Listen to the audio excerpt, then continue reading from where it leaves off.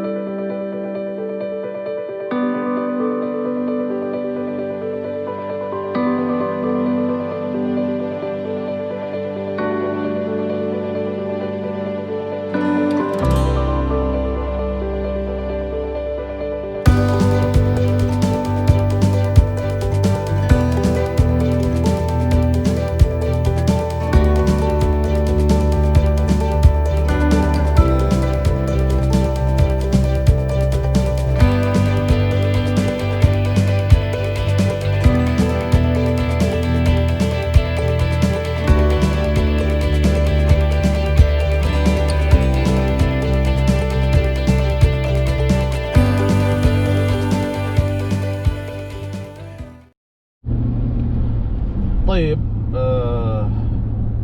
قضينا وقت جميل، شربنا كابتشينو، أكلنا حلو، فرجنا على شوارع الدوحة الجميلة. الآن نرجع إلى الواقع.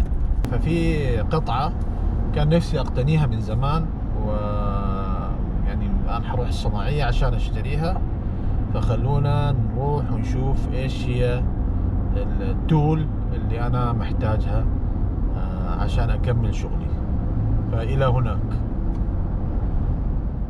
هاي هي القطعة اللي بدور عليها، تركب فيها الماكينة على اللاب يعني، وتشتغل عليها وانت يعني في وضع أفقي.